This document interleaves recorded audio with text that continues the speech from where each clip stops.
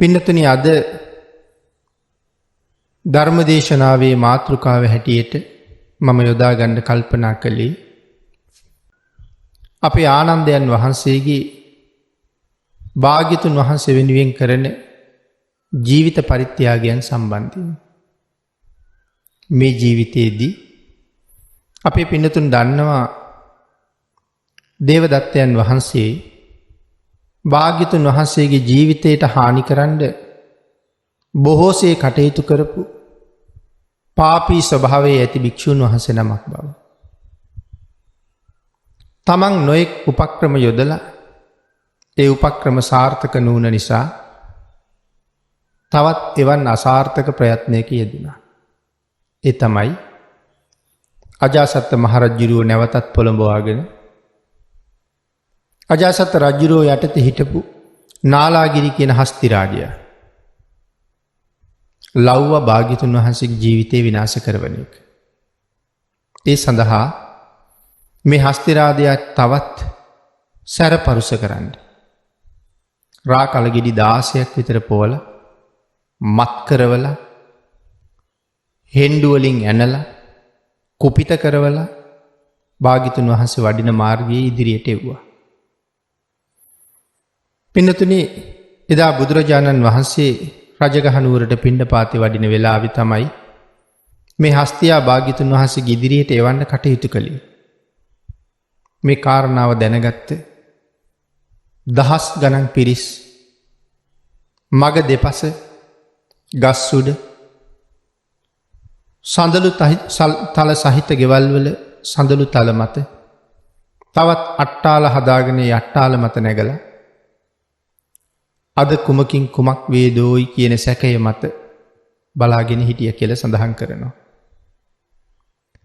නමුත් භාග්‍යතුන් වහන්සේ ගැන හොඳටම දන්න අය අද තිරිසන් නමුත් මේ ඡණ්ඩ වූ හස්තිරාජයාටත් භාග්‍යතුන් වහන්සේගේ කරුණාව ලැබෙනවා කියලා හොඳටම දැනගෙන හිටියා.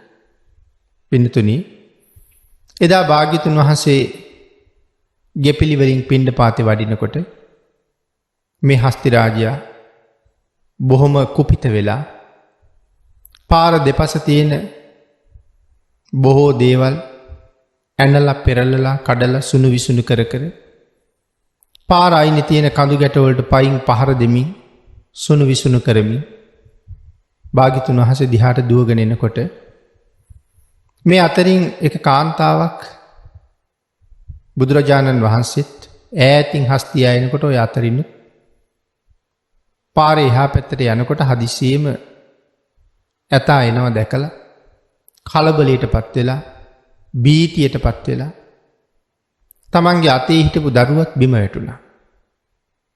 නමුත් දරුවා ගණ්ඩවත් නැවත පමා නොවී ඇය මාර්ගයෙන් ඉවතට දිවගෙන ගියා.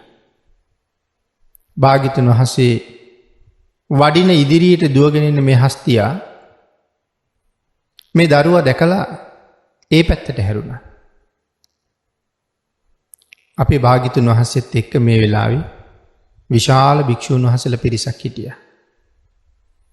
80 මහා ශ්‍රාවකයන් වහන්සේලා ඇතුළු මහා ශ්‍රාවකයෝ බුදුරජාණන් වහන්සේගෙන් ඇහුවා ස්වාමීනි භාග්‍යතුන් වහන්සේ මේ ඡණ්ඩ පරුස වූ හස්තියා දමනය කරන වැඩේ මම කරන්නද කියලා. නමුත් භාග්‍යතුන් වහන්සේ කාටවත් අවසර දුන්නේ නැහැ. මොහු මා සඳහා යවලා තියෙන්නේ. ඒ නිසා ඔහු දමනය කිරීමේ කාර්යයත් මටම බාරයි. නමුත් පින්නතුනි හස්තියාගේ ස්වභාවය දැකලා අපේ ආනන්දයන් වහන්සේ කල්පනා කළා මේ හස්තිරාජයාට මම ජීවත්ව සිටියදී නම් මගේ භාග්‍යතුන් වහන්සේට කරදරයක් කරන්න දෙන්නේ නැහැ. එහෙම දෙයක් වෙනවා නම් ඉස්සරලා මගේ ජීවිතේ නැති වෙන්න ඕනේ. නමුත් ආනන්ද හාමුදුරුවෝ නොදන්නව නෙමෙයි භාග්‍යතුන් වහන්සේට කරදර කරන්න කාටවත් බැරි බව. නමුත් ඒ තරම්ම භාග්‍යතුන් වහන්සේ පිළිබඳව පුදුම ගෞරවයක් ආනන්ද හාමුදුරුවෝ ළඟ තියෙනවා. ඒ නිසා අනික් භික්ෂූන් වහන්සේලාට අවසර දුන්නෙත් නැති නිසා මම ඇහුවොත් මටත් අවසර දෙන්නේ නැහැ. ඒක දැනගෙනම හස්තියා ලං වෙන්න එක පාරම භාග්‍යතුන් වහන්සේගේ ඉස්සරහට ඇවිල්ලා හිටගත්තා. අපේ භාග්‍යතුන් වහන්සේ ආනන්දයන් වහන්සේට සඳහන් කළ ආනන්ද ඉවත් වෙන්න. ආනන්ද ඔතනින් ඉවත් වෙන්න කියලා 3 වතාවක් සඳහන් කළත් භාග්‍යතුන් වහන්සේගේ වචනයට හිස් මුදුනින් ගරු කරන ආනන්දයන් වහන්සේ එදා ඉවත් නොවී හිටියේ භාග්‍යතුන් වහන්සේට තියෙන ගෞරවය නිසාමයි. නමුත් භාග්‍යතුන් වහන්සේ 이르දියක් දක්වලා ආනන්දයන් වහන්සේ වැඩ ඉන්න තැන පොළොව හරියට නිකන් කුඹල් සකක් කැරකෙනවා වගේ ඒ පොළොව තලයේ එතන කරකවලා ආනන්දයන් වහන්සේ නැවත පිටිපස්සට ගත්තා. නමුත් නැවතත් ඉදිරියට ගියා. නැවතත් පිටිපස්සට ගත්තා. උන්වහන්සේ නැවතත් බලහම ආයෙත් භාග්‍යතුන් වහන්සේ ඉදිරියේ නැවතත් ඉදිරියට ගියා. 3 වෙනි වතාවෙත් ආනන්දයන් වහන්සේ පිටිපස්සට කළා. හස්ති රාජයා අර දරුවා දිහාට හැරුණා. නමුත් භාග්‍යතුන් වහන්සේ ඒ වෙලාවේ කතා කළා. හස්ති රාජයාට කතා කරලා කියනවා නාලාගිරියේ ඔබ කුපිත කරලා රාපවල එවල තියෙන මා සඳහා මිසක් තව කික් වෙනුවෙන් නෙමෙයි. ඒ නිසා මම ඉන්නේ මෙහාට එන්න කියලා. කරුණාවෙන් පිරිච්ච ඒ වචන ඇහෙනකොට තිරිසන් නමුත් රාබීලා මත් වෙලා නමුත් ඔහුගේ වෙරි මත ඒ වචන ටිකෙන්ම හිඳුණා කියලා සඳහන් කරන්නේ. භාග්‍යතුන් වහන්සේට ලං වෙනකොට ඡණ්ඩ බවක් කුපිත බවක් නැහැ. නැමි වගේ ඇවිල්ලා භාග්‍යතුන් වහන්සේ ළඟ දන ගහලා දිගෑරිලා තමන්ගේ හොඬ දිගෑරලා බුදුරජාණන් වහන්සේගේ සිරිපතුල මත හොඬ තියලා පතුල් මත ඇත්නම් දූවිලි ඒ හොඬින් උරා ගන්නවා වගේ සිරිපතුල් ස්පර්ශ කළා කියලා සඳහන් කරනවා.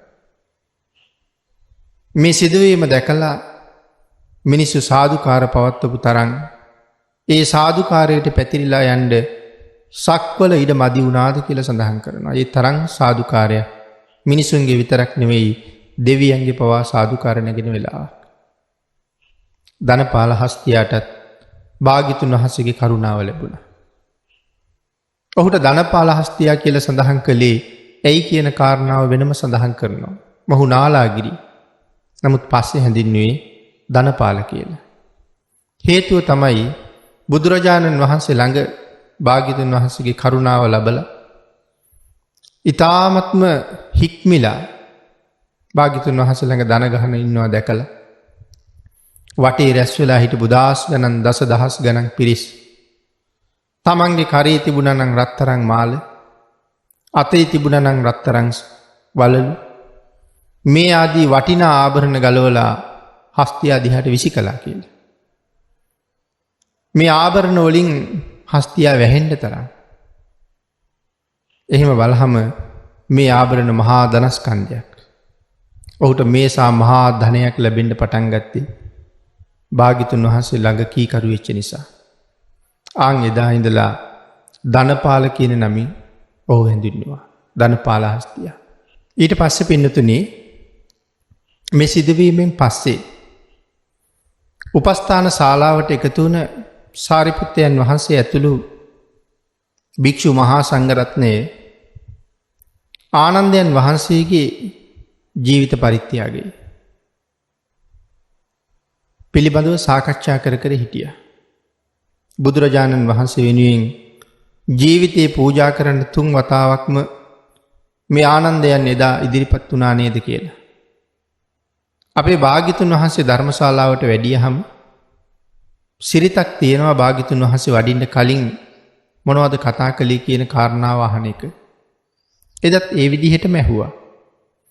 සඳහන් කළා ස්වාමීනි වෙන කරුණක් නම් නෙමෙයි. අපේ ආනන්දයන් වහන්සේ ධනපාල හස්ති සමාගමේදී භාග්‍යතුන් වහන්සේ වෙනුවෙන් ජීවිතය පරිත්‍යාග කරනවා කියන චේතනාවෙන් 3 පාරක්ම භාග්‍යතුන් වහන්සේගේ ඉදිරියට ආවා. ඒ කාරණාවයි ස්වාමීනි අපි කතා කර හිටියේ. අන් ඒ වෙලාවේ අපේ බුදුරජාණන් වහන්සේ දේශනා කළා මහණෙනි මේ ආනන්ද අද විතරක් නෙමෙයි බෝධිසත්ව ධර්ම සම්පූර්ණ කරන කාලෙත් මා වෙනුවෙන් ජීවිත පරිත්‍යාග කරන්න ඉදිරිපත් වෙලා තියෙනවා කියලා. භික්ෂූන් වහන්සේලාගේ ආරාධනාවෙන් ආන්ගේ අවස්ථාවක් බුදුරජාණන් වහන්සේ දේශනා කළා. පින්නතුනි තවත් එවන් අවස්ථාවක් චුල්ලහංස ජාතකයේත් සඳහන් කරනවා. දතරට්ට කියන හංස රාජයා බැද්දගේ උගුලට අහුවෙච්ච වෙලාවේ සුමුක කියන හංස සේනාධිපතියා දතරට්ට හංසයා ළඟටම වෙලා හිටියා. හංස රාජයා නැවත නැවත ඉල්ලීම් කළා මගේ ජීවිතේ දැන් අනතුරේ තියෙන්නේ. ඔබ මෙතනට වෙලා ඉන්න එපා. ඒ කියන්නේ ඔබටත් අනතුරක්. ඉඳ වහාම මෙතනින් ඉවත් වෙන්න කියලා. නමුත් සුමුක සඳහන් කරනවා ස්වාමීනි ඔබේ ජීවිතේ නැති වුණා කියලා කියන්නේ මට මගේ ජීවිතේ නැති වුණා වගේ. යම් මොහතක වැද්දා ඔබ වහන්සේ විනාශ කරන්න මෙතෙන්ට පැමිණෙයිද? ඔහුට මගේ ජීවිතේ දීලා ඔබ වහන්සේ නිදහස් කරනවම කියලා. ඉතින් අන්තිමට සුමුකයන්ගේ කතාව අහලා බැදි පුත්‍රයා හංසයෝ දෙන්නම නිදහස් කරනවා. එදත් සුමුක නමින් හිටියේ ආනන්දයන් වහන්සේමයි. දතරට්ට නමින් හංස රජු වෙලා හිටියෙත් අපේ භාග්‍යතුන් වහන්සේමයි බෝසත් කාලේ.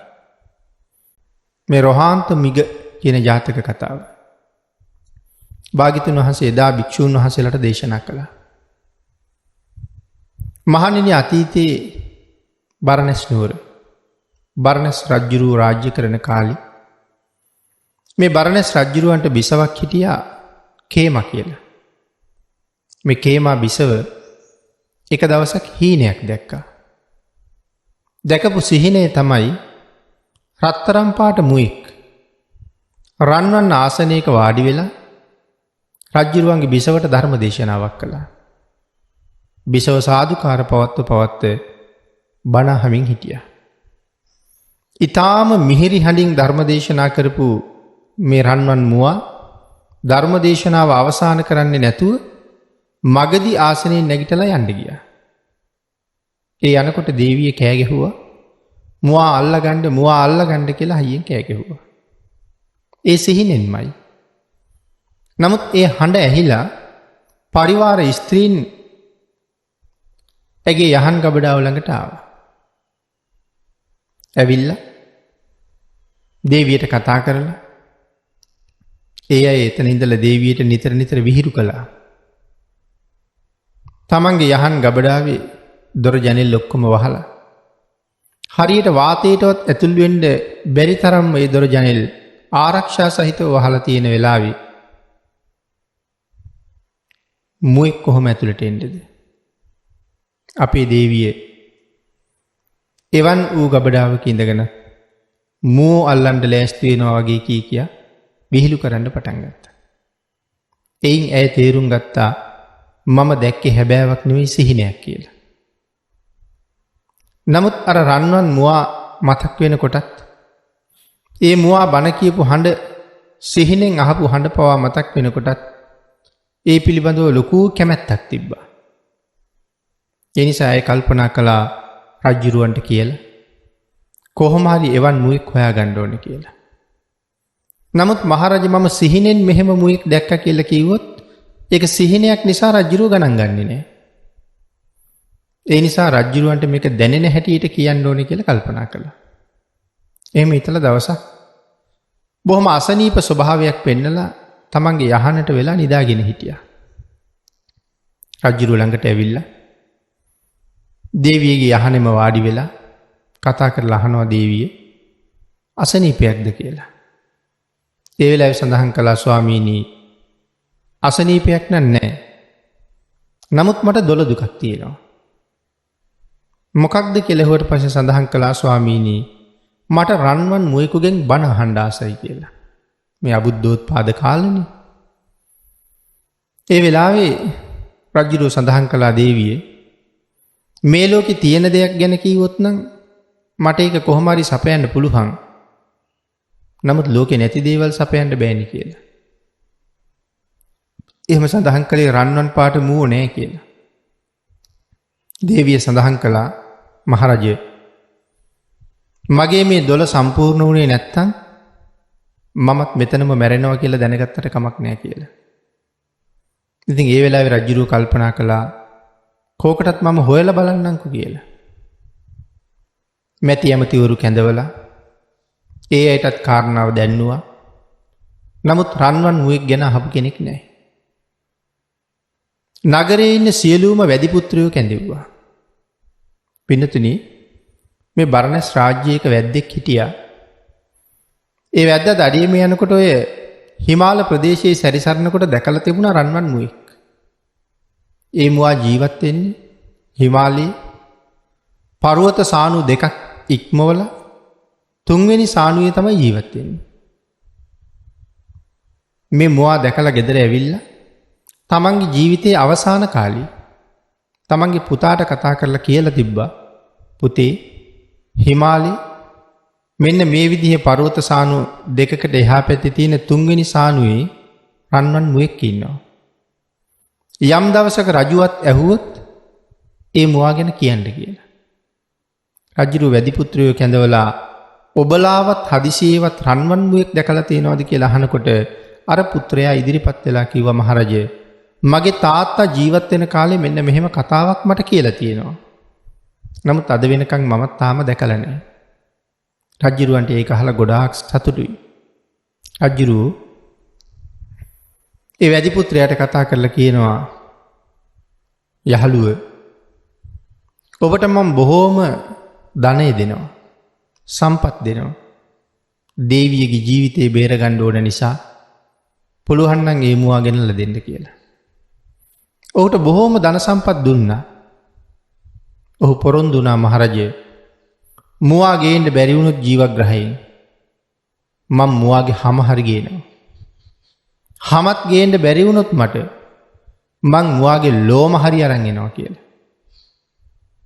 රජුරෝ දුන්න ධනය ගෙනහිල්ලා තමන්ගේ බිරිඳටයි දරුවන්ටයි දීලා ආහාර පාන ආදී අවශ්‍ය දේවල් සියල්ල සපුරගෙන ඔහු හිමාලයට පිටත් වුණා. පිටත් වෙලා පරීක්ෂා කරලා බැලුවා මේ මුවා තාම ඉන්නවද කියලා. හොයලා බලහම ඔහුට හදිස්සියේ දැක ගන්න ලැබුණා ඒ රන්වන් මුවා තාමත් ජීවත් වෙනවා කියලා. ඊට පස්සේ කල්පනා කළා, කොහොමද මම අල්ලගන්නේ? එහෙම කල්පනා කර කර ඉන්නකොට ඔහු හදිස්සියෙම දැක්කා මේ මුවෝ වතුර බීම සඳහා තොටුපළට බහින තැන.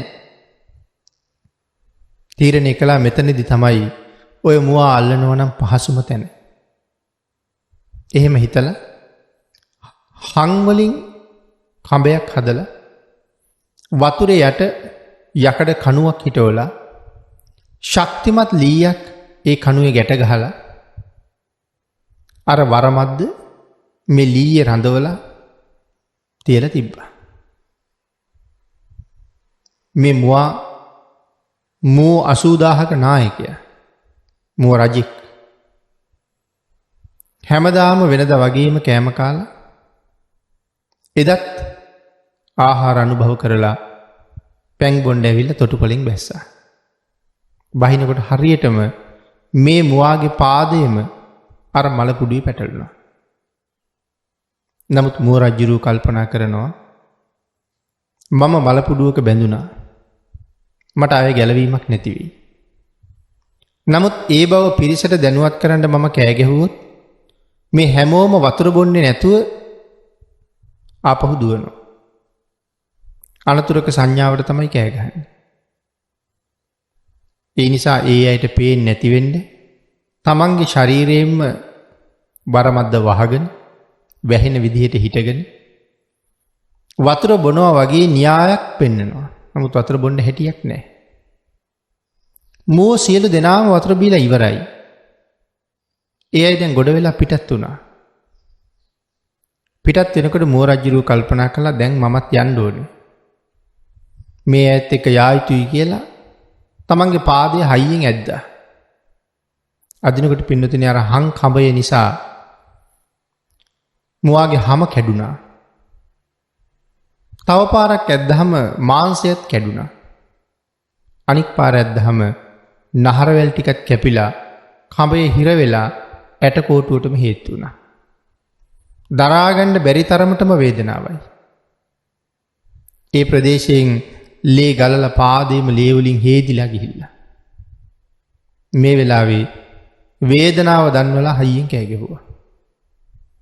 අනතුරක සංඥාව නිසා මේ 80000ක් මෝ කණ්ඩායම් 3කට බෙදිලා තුන් පැත්තට දීවා.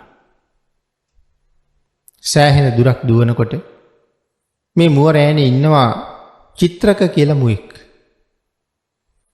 ඒ මුවා මේ මුව රෑන් වල දුවන ගමන් පරීක්ෂා කරනවා කෝ අපේ රජුරු මේ කණ්ඩායමෙත් නැහැ. ඊළඟ කණ්ඩායමට ගිහිල්ලා බැලුවා ඒ කණ්ඩායමෙත් නැහැ. අනික් කණ්ඩායමට දුවලා ඒ කණ්ඩායමේ බැලුවා ඒ කණ්ඩායමෙත් නැහැ. කල්පනා කළා අනතුරු ඇති වුණේ රජුරවන්ටමයි. ඒ නිසා මම ආපහු යා යුතුයි. ආපහු හැරිලා තොටුපළටම දුවගෙන එනවා. ඒ දුවගෙන එනකොට දැක්කා මුව රජුරුවන්ගේ කකුල හොඳටම ඉරිලා ලේ ගලනවා. බොහොම වේදනාවෙන් ගැලවෙන්න බැරුව ඉන්නවා. මුව රජුරුවන්ගේ දකුණු පැත්තට ගිහිල්ලා තුවාලේ තියෙන පැත්තෙන් හිටගෙන රජුරුවන්ට ශක්තියක් වෙලා එතෙන්ට වෙලා ඉන්නකොට රජුරුව කියනවා චිත්‍රකය මම අනතුරකට මුහුණ දීලා ඉන්නේ.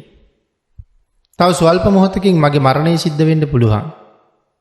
නමුත් මෙතනම හිටියොත් ඔබටත් එයම සිද්ධ වෙන්න පුළුවන්. මලපුඩුවේ වැදුන නිසා මම මෙතන ඉන්නවා. නමුත් මලපුඩුවෙන් නිදහස් වෙච්ච ඔබ මෙතෙන්ට වෙලා ඉන්න එකේ තේරුමක් නැහැ. එහෙනම් ඔබ යන්න. අපේ අම්මයි තාත්තයි දෙන්නම අන්ධයි. මේ මුවාට ඉන්නේ අන්ධ වූ අම්මෙකුයි තාත්තෙකුයි. හුඟක් වයසයි මුව දෙනටයි මුවාටයි. ඒ නිසා ඔබ ගිහිල්ලා වයස්ගත වෙච්ච අන්ධ වෙච්ච අම්මා තාත්තා පෝෂණය කරන්න. මම නෑ කියලා කියන්නේ 80000ක් මේ මුව ඔක්කොම අසරණයි. ඒ අයට නායකත්වය දෙන්න. ඔබ වහාම යන්න කියලා. චිත්‍රක සඳහන් කරනවා සහෝදරයන්නි ඔබ මොනවද මේ කියන්නේ? මේ මුව රජුරුවන්ගෙම ඊළඟ සහෝදරයා මේ ඉන්නේ. ඔබ මොනවද මේ කියන්නේ? ජීවිතේ එක තැනක තියලා හිත තව තැනක තියන්න කියලාද කියන්නේ? මගේ ජීවිතයත් මගේ කයත් ජීවිතේ එක තැනක තියලා කය තව තැනක තියන්නද කියලා අහන්නේ. මගේ ජීවිතේයි මගේ කයයි දෙකම එකක්. මගේ හිතේ එහෙමයි තියෙන්නේ. මගේ හිතයි ජීවිතේයි දෙකම තියෙන ඔබ ළඟ. ඔබ අත්හැරලා මට තව තැනකට යන්න බෑ. මැරෙනවා නම් දෙන්නම එකට මැරිමු. නිදහස් වෙනවා නම් දෙන්නම නිදහස් වෙලා යන්න. එහෙම කියලා යන්නේ නැහැ මෙතෙන්ට වෙලා ඉන්නවා. මේ මුව කණ්ඩායමේ හිටියා සුතන කියලා මුව දෙනක්. ඒ මුව දෙනත් මුව රජුරුවන්ගේම සහෝදරිය. ඇයත් සෑහෙන දුර දුවලා බැලුවා සහෝදරයෝ දෙන්නම නැහැ. ඇය කල්පනා කළා විපත වුණේ මගේ සහෝදරයන්ටමයි. එහෙනම් ඇයත් ආපහු හැරිලා එනවා. ඇය එනවා දැකලා මුව රජුරුව ඇයට කතා කරලා කියනවා සුතන ඔබ යන්න. කාන්තාව කොහොමත් බියසුළුයි. ඒ නිසා බියසුළු තැනැත්තිය කියලා කතා කරන්නේ. සුළු දෙයටත් බය වෙන නිසා කතා කරලා කියන ඔබ යන්න. අපි දෙන්නම දැන් මෙතන. චිත්‍රකට යන්න කිව්වට යන්නෙත් නැහැ. අම්මයි තාත්තයි බලාගන්න කෙනෙක් නැහැ. මව්පියෝ බලාගෙන මේ මුවන්ට නායකත්වය දෙන්න කියලා.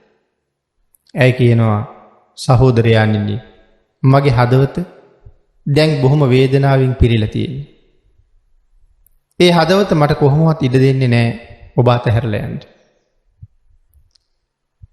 මගේ ජීවිතෙත් නැති වෙනවා නම් ඔබත් සමගම නැති වෙච්චාවි.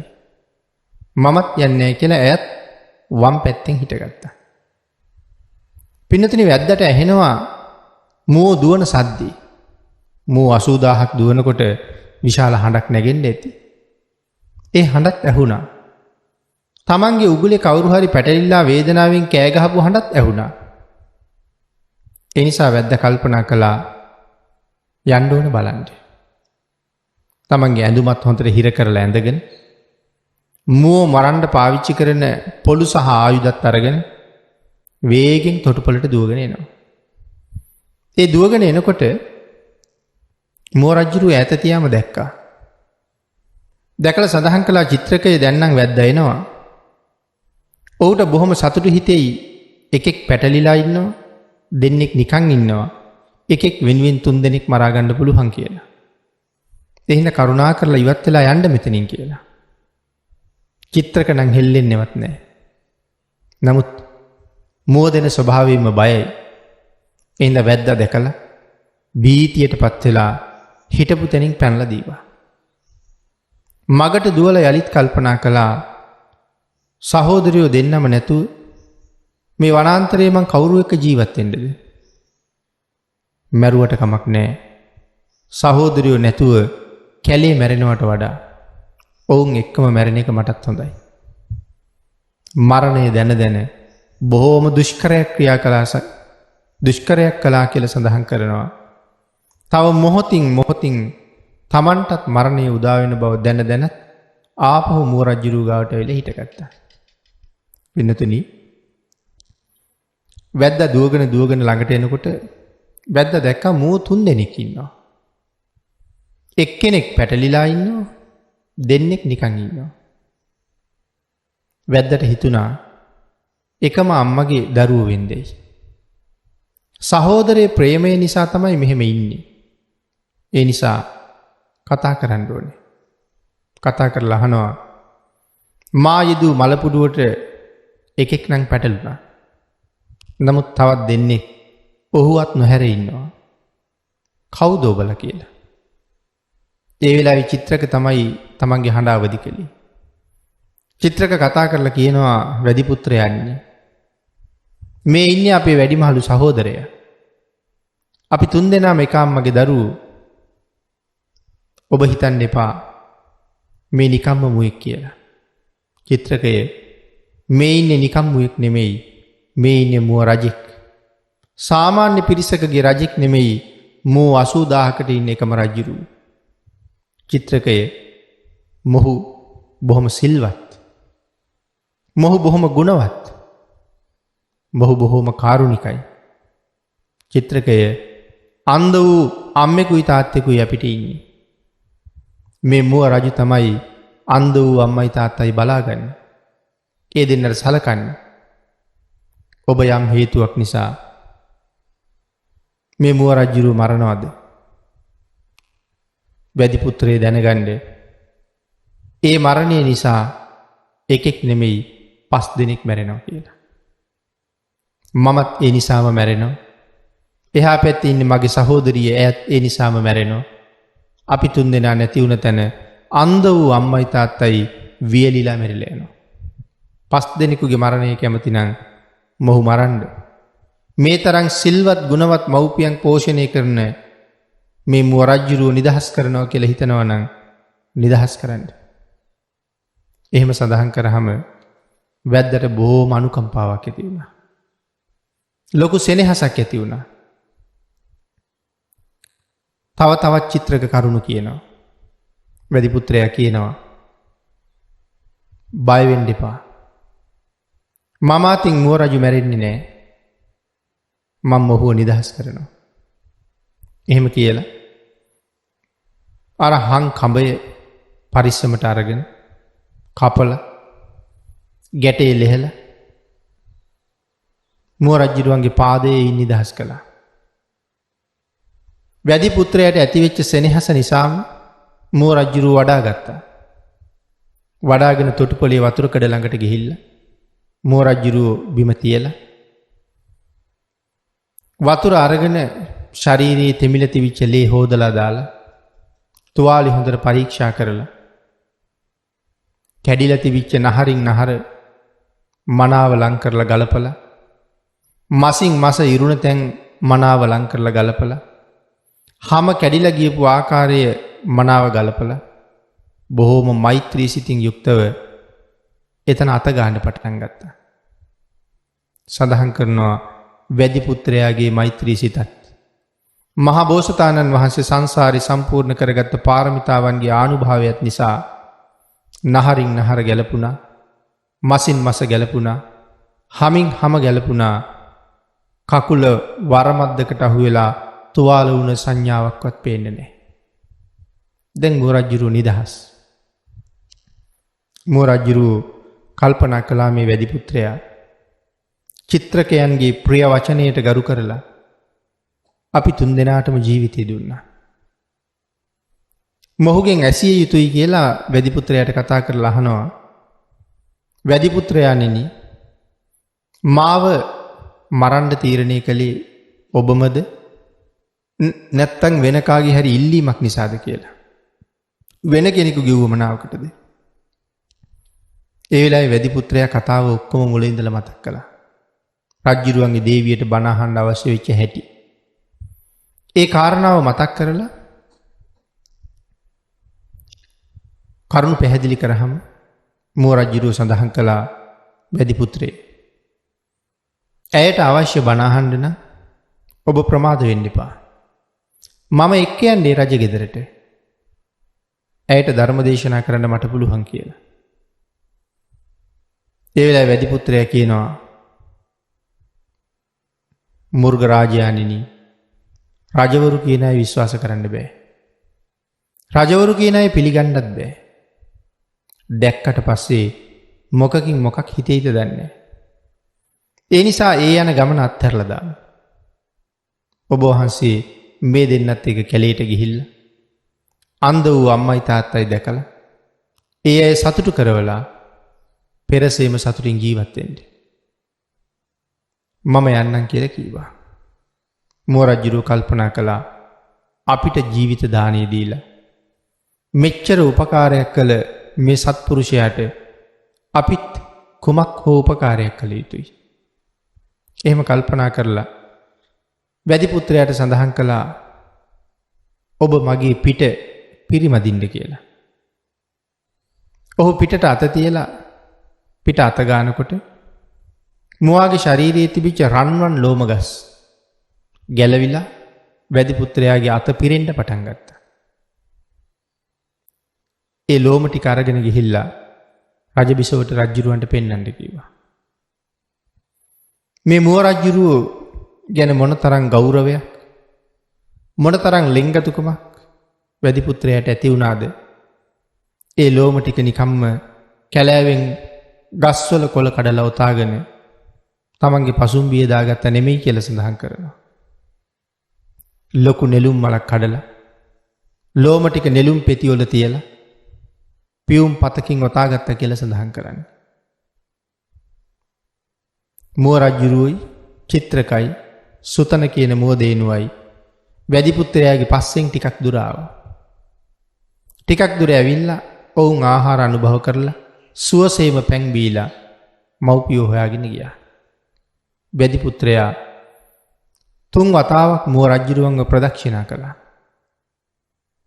ප්‍රදක්ෂිනා කරලා ගෞරව කරලා ආචාර දක්වලා, ආචාර්යතුමනි, ඔබ විසින් දේවියට කිව යුතු ධර්මය මම කියන්නේ. මුව රජුරුවමයි මුලින් සඳහන් කළේ රජුගාවට එන්න එපා කියලා සඳහන් කරාම, එහෙමනම් වැඩි පුත්‍රය මේ කාරණාව ගිහිල්ලා රජුරුවන්ට කියලා මගේ තැන ඔබ අරගෙන දේවියට බණ කියන්න. එහෙම සඳහන් කරලා තමයි වැඩි පුත්‍රයාට ධර්මය ඉගෙනුවේ රජුරුවන්ට කියන්නේ ධාර්මිකව රාජ්‍ය පාලනය කරන්න කියලා. කිසිම අකුසල කර්මයක යෙදෙන්න එපා කියන්නේ. අප්‍රමාදීව කුසල්ම රැස් කරන්න කියන්නේ. නිරන්තරයෙන් පංචශීලයේ ගරු කරන්න කියන්නේ. දස දාන වස්තුවෙන් පොහොසත් වෙලා දස අකුසලයෙන් ඈත් වෙන්න කියන්නේ. මේ කරුණු ටික ගාථා කීපයකින් වැඩි පුත්‍රයාට ඉගෙනුවා. එහෙම ඉගෙනුවාට පස්සේ තමයි වැඩි පුත්‍රයා මුව රජුව ප්‍රදක්ෂිනා කරන්නේ. ආචාර්යතුමනි, ඔබ යමක් මට පැවසුවාද මං ඒ එසේම කරන්න. එසේම කියලා තමයි පිටත් වෙලා යන්නේ. ඉතින් මුව රජුරුවත් අම්මා තාත්තා ගාවට ගියා. ඒගොල්ලෝ මේ වෙනකොට දැනගෙන හිටියා මුව රජුරවන්ට කරදරයක් වෙලා තියෙන බව. වෙනතුනි, අන්ධ වූ මව්පියෝ තමන්ගේ පුත්තු දෙන්නයි දුවයි ආවා කියලා දැනගත්තාම කරුණ විමසුවා, මරණ මුඛයේ ඉඳලත් ඔබලා කොහොමද ජීවිත බේරගෙන ආවි කියලා. එවෙලාවේ මුව රජුරෝ කියනවා මෑණියනි චිත්‍රකයන්ගේ ප්‍රිය වචනය නිසා රෞද්‍ර ස්වභාවය ඇති වැදි පුත්‍රයාගේ පවා හදවත මොලොක් වුණා. මොහුගේ ප්‍රිය වචනය නිසා අපිට ජීවිතය ලැබුණා කියලා.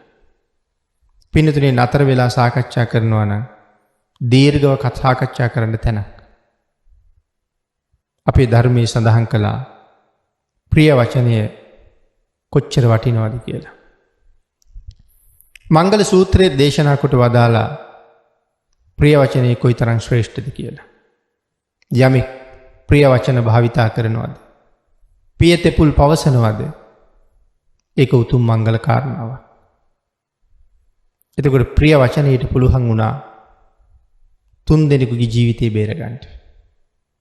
අම්මා තාත්තත් බේරුණ නිසා ඒ ප්‍රිය වචනයට පුළුවන් වුණා 5 දෙනෙකුගේ ජීවිතේ බේරගන්න. ආගේ නිසා මේ චිත්‍රකයෝ තමයි අපේ ජීවිතේ බේරුවේ.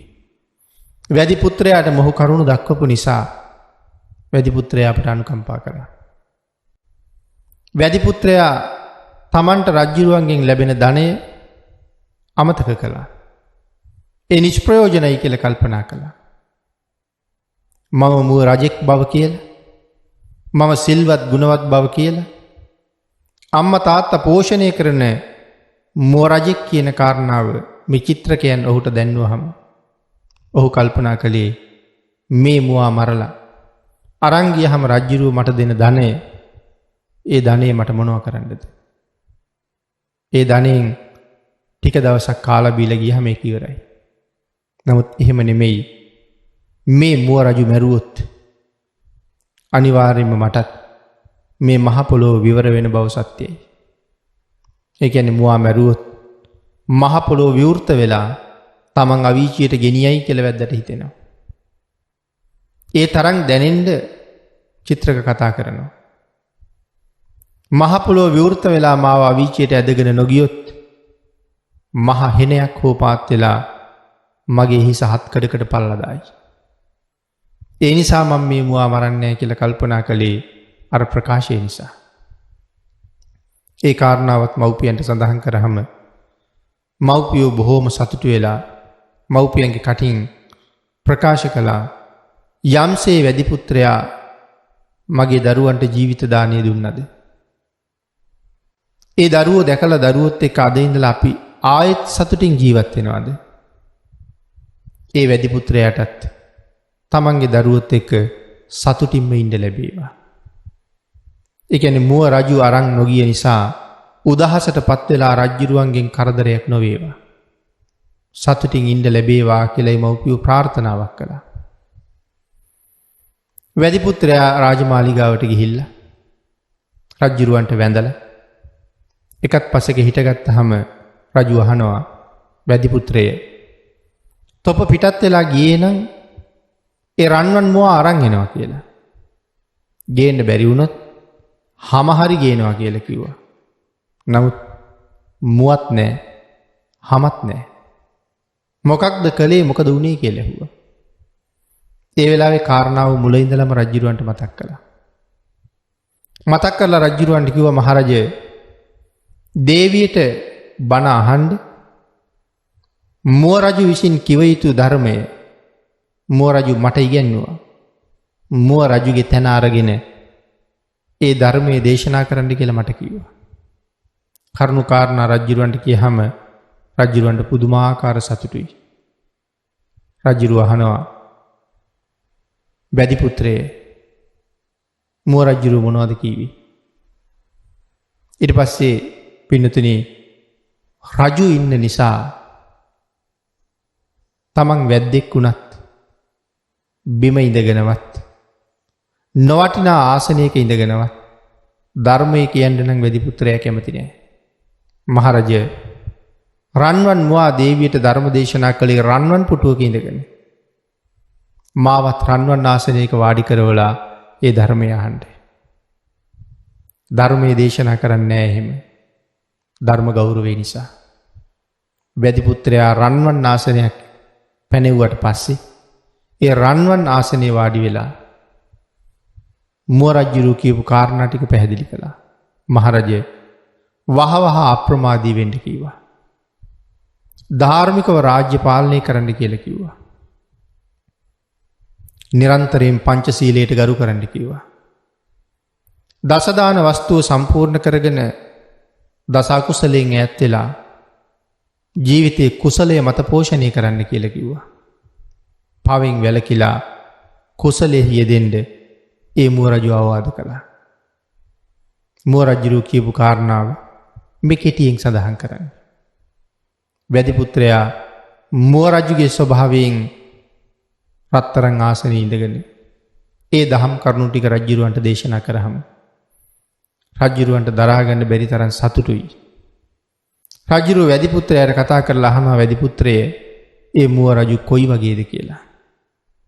මහරජය රිදීවන් සුදුම සුදු පාට අන් දෙකක් තියෙනවා. හම රන්වන් පාටයි. මුඛය සහ පතුල් ලාකඩ වගේ රතුම රතු පාටයි. ඇස් දෙක හරියට අඳුන් තවරලා වගේ හරිම දීප්තිමත් තියුණු ඇස් දෙකක් තියෙනවා. රන්වන් වූ හම මත ලෝම පිරිලා තියෙනවා.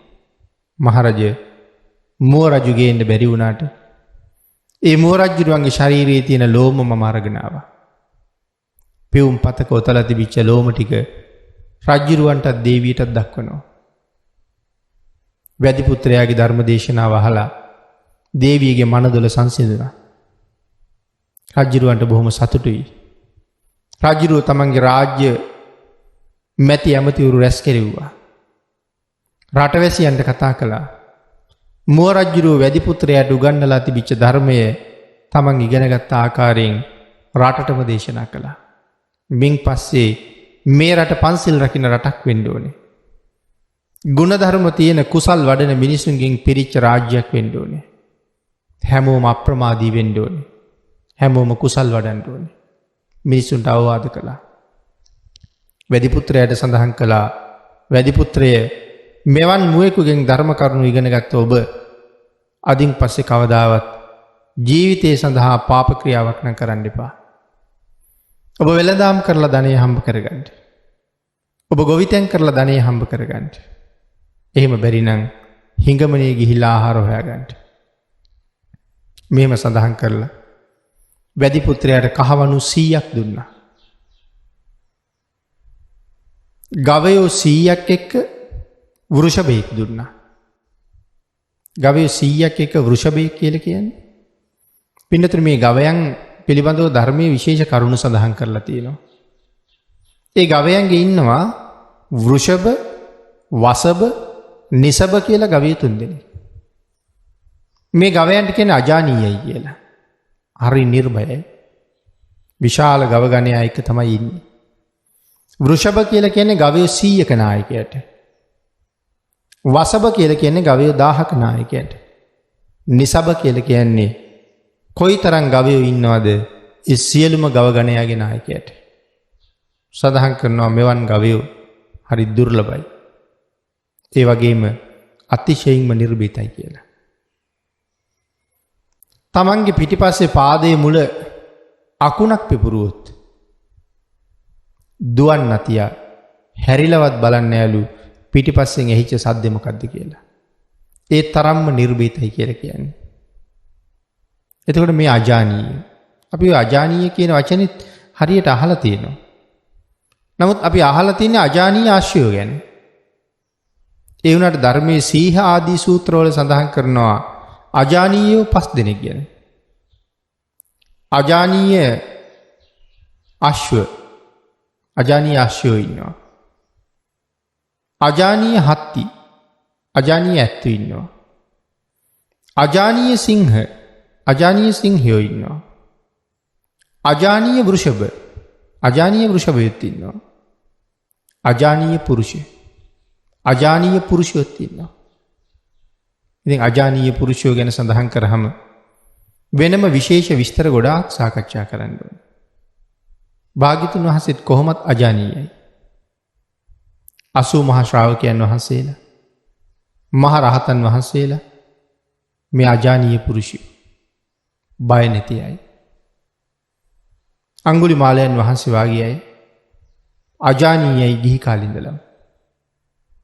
මොකද ගිහි කාලිත් කාටවත් බය නැහැ. අජානීයන්ගේ තවත් කරුණු ගොඩක් තියෙනවා. සාමාන්‍ය මේ අජානීය සතෙක් දුවන්න පටන් ගත්තොත් කිසි කෙනෙකුට පේන්නේ නැහැ දුවන වේගය. අංගුලිමාලයන් වහන්සේද කැලෑවේ පෝරිසාදේ කෙටියට ඉන්න කාලේ යම් ගොදුරක් දැහැගන්න දුවනකොට කාටවත් පේන්නේ නැහැ කියලා කියන්නේ. ඒ තරම්ම වේගින් දුවනවා. ඉතින් එතකොට මෙවන් වෘෂභයෙක් එක්ක ගවයෝ 100ක් දෙනවා වැඩි පුත්‍රයාට. එක වගේම සමාන රූප තියෙන ඊටාම ලස්සන කාන්තාවෝ දෙන්නෙක් වැඩි පුත්‍රයාට පාවලා දෙනවා. දිය බෙරළිය මල්වල පාට හතරස් ඊටාම වටිනා පළඟාන වැඩි පුත්‍රයාට දෙනවා. මණික් දියමන්ති ආදියෙන් ඔප කරලා අලංකාර කරලා වටිනාකම වැඩි කරපු ආභරණයක් ඔහුට තෑගි කරනවා. මේ ආදී ගොඩාක් සම්පත් ලැබලා දෙනවා. ඒ සම්පත් දීලා තමයි කිව්වේ මෙයින් පස්සේ ජීවිතේ පැවැත්වීම සඳහාවත් අකුසල් නම් කරන්න එපා කියලා. මේ සියල්ල දුන්නාම වැඩි පුත්‍රයා කියනවා මහරජය මට සමා වෙලා අවසර දෙන්න. මෙවන් උතුම් මුව රජෙකුගෙන් ධර්මය අහගත්ත මට තවත් නම් ගිහි ගෙදර ඉන්න හිතෙන්නේ නැහැ. මහරජතුමනි මං ඍෂිවරු ළඟට ගිහිල්ලා මහාන වෙනවා. මට අවසර දෙන්න කියලා. පැවිදි වීම සඳහා රජුරුවන්ගෙන් අවසර ලැබුණා. තමන්ට ලැබිච්ච තෑගි භෝග ඔක්කොම ගෙනහිල්ලා බිරිඳටයි දරුවන්ටයි බෙදලා දීලා වැඩි පුත්‍රයා තාපස ප්‍රෞජ්‍යාවෙන් පැවිදි වෙලා පංච අභිඥා අෂ්ට සමාපatti උපදවලා බඹලව අරමුණු කරගෙන ජීවත් වෙලා මරණයෙන් පස්සේ බඹලව ඉපදුනා කියලා සඳහන් කළා. මේ කරුණු කාරණා පැහැදිලි කරලා අපේ භාග්‍යතුන් වහන්සේ රෝහාන්ත මෘග කියන ජාතක දේශනාව අනුසන්දි ගලපලා දේශනා කරලා දේශනාව නිමා කළා. දේශනාව අවසන් කරනකොට භාග්‍යතුන් වහන්සේ දේශනා කළා මහණෙනි එදා කේමා බිසව වෙන කවුරුවත් නෙමෙයි මෙදා මගේ ශාසනයේ කේමානං රහත් තෙරණියමයි. මහණෙනි එදා බරණැස් රජුරු වෙන කවුරුවත් නෙමෙයි මෙදා අග්‍ර ශ්‍රාවක සාරිපුත්තයන් වහන්සේමයි. මහණෙනි එදා වැඩි පුත්‍රයා වෙන කවුරුවත් නෙමෙයි මෙදා මහ බෝසතාණන් වහන්සේගේ නැත්නම් සිද්ධාර්ථ කුමාරයාගේ අතවැසියා වෙච්ච චන්නාමාත්‍යයමයි. මුව රජුරුවන්ගේ අන්ධ වූ මව්පියෝ වෙන කවුරුවත් නෙමෙයි මෙදා මගේ අම්මයි තාත්තයි එහෙම නැත්නම් සුද්ධෝදන මහරජුරුවෝයි මහා මායා දේවියයිමයි. එදා මගේ ළඟින්ම මං අත්නොහැර හිටපු සුතන නම් මුව දෙන වෙන කවුරුවත් නෙමෙයි උත්පලවන්නා රහත් මෙහෙණින් වහන්සේමයි. මහණෙනි එදත් මම වෙනුවෙන් ජීවිතය අත්හැරපු මේ චිත්‍රක මුවාණන් මෙදා අග්‍රෝපස්ථායක ආනන්දයන් වහන්සේමයි. මහණෙනි එදා රන්වන් වූ මුව රජුරුව නම් වෙන කවුරුවත් නෙමෙයි ලෝතුරා බුදු වෙච්ච මමමයි කියන කාරණාව පැහැදිලි කරලා මේ රජුරුවන්ගේ 80000ක් මුව පරපුර වෙන කවුරුවත් නෙමෙයි මෙදා මගේ වංශය ශාක්‍ය වංශිකයෝ පිරිසමයි එදා 80000ක් මුව පිරිස වෙලා මගෙත් එක්කම හිටියේ කියන කාරණාවත් භාග්‍යතුන් වහන්සේ ජාතක දේශනාව අවසානයේ පැහැදිලි කළා. ආකාශට්ඨා ච බුම්මට්ඨා දේවා නාග මහිද්దికා පුඤ්ඤන්තං අනුමෝදිත්වා චිරං රක්ඛන්තු ලෝක ශාසනං